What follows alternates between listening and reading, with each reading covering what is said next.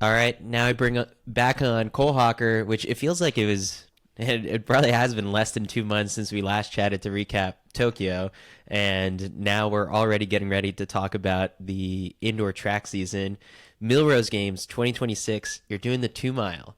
Take me through the thought process in signing up for the 2 mile this time around. Yeah, I know it never stops, first of all, track. And like this year being like the off year, if that even exists, I'm realizing going into it that it's not an off year.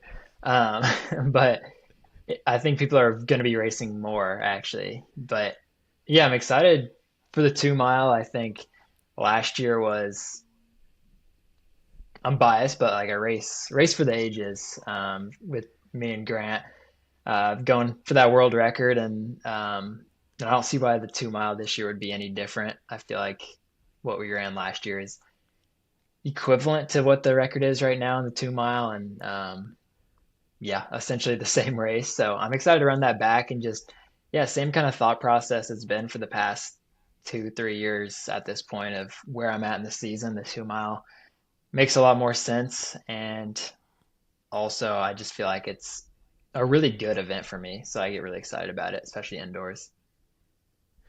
What do you? I guess because it was probably such an epic clash last year at Millrose. What makes Grant such a good opponent for you? I guess like because that I mean it lived up to the hype of the two of you going head to head. Yeah, last year I really just went in with um, the goal of sticking on whoever was in first and winning the race. And I had a good feeling it was going to be Grant. Obviously, you don't know until kind of the race develops. But yeah, that was my plan last year. I thought American record was within reach. And then just one of those races where I felt really good and I kind of made a move. It was like I went around him with whatever it was, 3 laps to go. Kind of uncharacteristic for how I've raced in the past. And I was really happy with how I raced that. And, um, but kind of to answer your question, Grant is so good because I know where his head's at. And I think he knows where my head is at most of the time. I know he, especially on that race, he was going to hammer it. He was going for a record. And I think he knew he had to run away from me, and I knew I had to not let him go. And so it's just perfect. And yeah, kind of back to like our strategies. We both run a little bit differently, but collide at all these big races, and yeah, it's always a good matchup.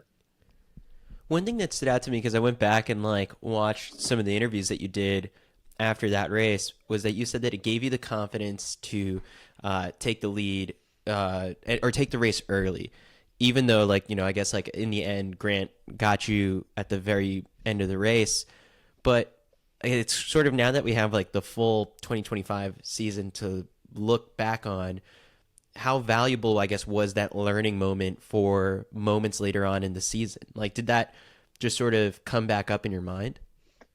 Yeah, it definitely did. I think that was one where I kind of it wasn't I didn't have that plan necessarily to go when I did at the beginning of the race, but I knew I wanted to make a move and kind of kept telling myself if I want to grow as an athlete, I'm gonna have to try something I've never done. And I've gone to the front of races plenty of times, but not at that pace, not at a pace that neither of us have ran. I definitely not run close to that pace for 3K.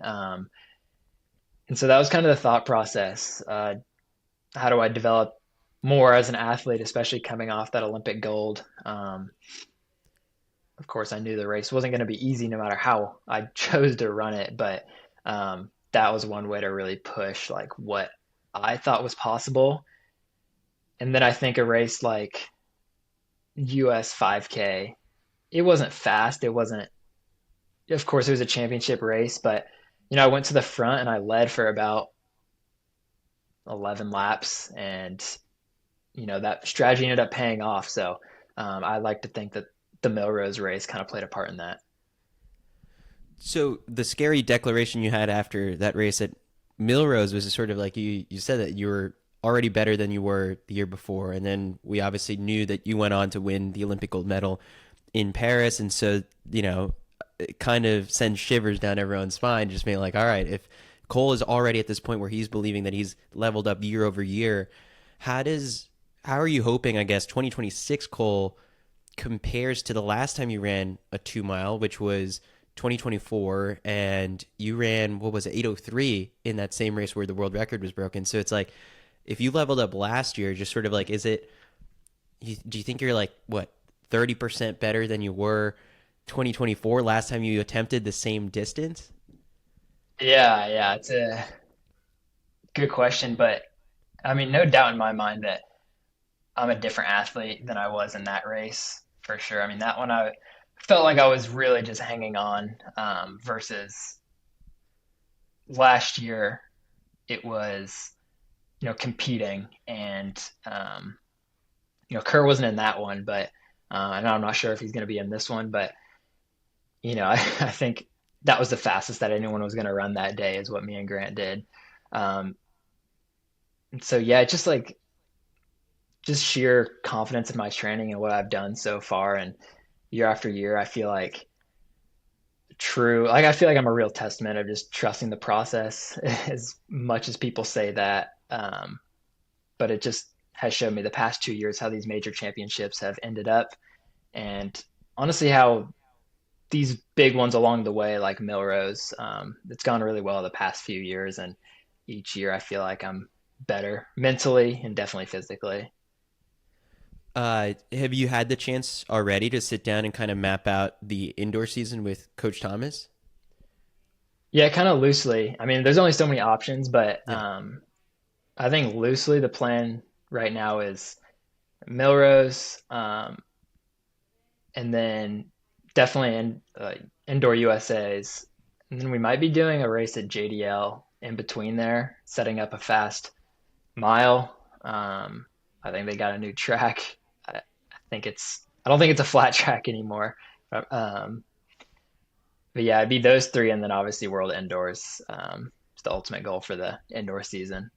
Yeah, I guess like last year, the decision was not to run, USA indoors or world indoors. And because I guess you guys had Grand Slam early on in the season. Hmm. So is it just sort of this year, this upcoming year, that early spring is a little bit more freed up as of right now, that it's sort of like, all right, let's just see the whole indoor season through to the end? Yeah, definitely. I mean, last year was like a kind of yeah, that Grand Slam circuit was something that no one's done, and everyone was kind of learning as we went. Um, and that was what I was committed to last year, so I wanted to give that everything. And yeah, now it's in. Also, there was a. I'm not sure it makes too much of a difference, but there was a true world championship at the end Mm-hmm. of that calendar. But yeah, like I'm obviously going to race the ultimate championship this year and do all that, but World Indoors is a global title that's up for grabs and hopefully two events, so that I feel like it just wouldn't make sense not to do that. 1,500 3K, right? Yeah. And then World Ultimate double. I mean, you got two spots, right? Yeah, it worked out well for how it went. Yeah. So I'm hyped on that. All right, so I guess final things about Millrose. It's like now you've gotten the chance to experience the crowds there multiple times. I guess what makes it probably, I guess, yeah, I'll say it, the best indoor meet of the whole entire calendar year. Yeah, I haven't done any other indoor meets outside of the US. I mean, I guess I did A couple Glasgow, but BU, yeah, yeah. yeah. But even, I mean, the what I raced at BU was abysmal last year. I don't think I went on the right weekend, but Oh yeah, no for one the was there for you for guys. fanfare, yeah. um, but yeah, Millrose is like the place to be, and I think it was there's something like it was like the highest scoring indoor meet ever last year, or high up there.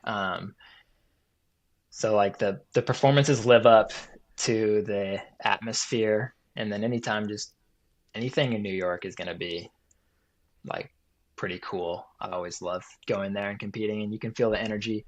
And yeah, just like the actual structure is set up to where people are kind of on top of you on the track, which is great for a runner. So yeah, hard to beat. Highly recommend anyone to attend that if they haven't. You kind of mentioned before, just sort of like the 3K equivalent of what you guys ran last year puts you kind of right in line to try and get under Josh's world record. So the world record 8 flat point 6 7. I mean, what's more important here? Just sort of like getting that, or is it just the win when you're up against Grant? I feel like it's obvious. It's just sort of like similar to last year. The time will come just as a consequence of the two of you guys fighting. Yeah, yeah, and I think that's definitely the case. But also, like, I would like to make sure that happens without. I feel like Grant pretty much he carried the race through, like at least guaranteeing an American record. Um, I like to think when I went around, that kind of put us in that world record contention, and then it got real, like with those last 3 laps.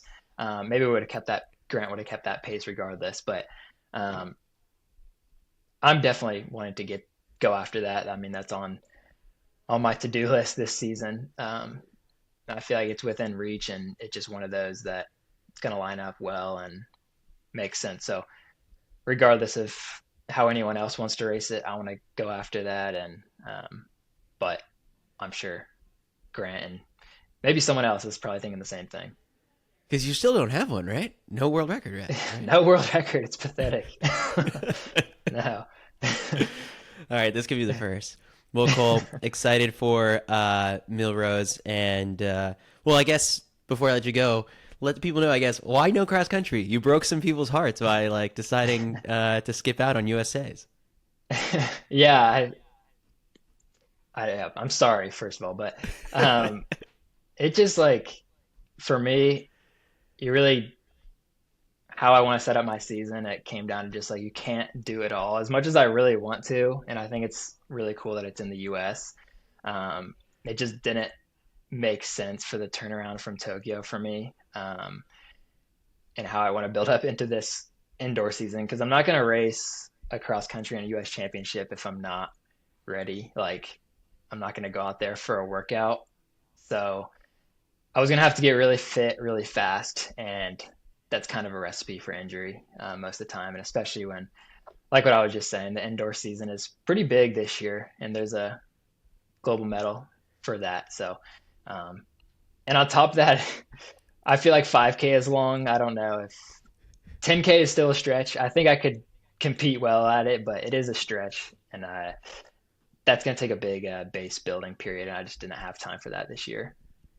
All right, all right. I think the people will forgive you, and then you'll just deliver on fireworks come Millrose. So, Exactly. Cole, always appreciate the time. Yeah. Thanks, Chris.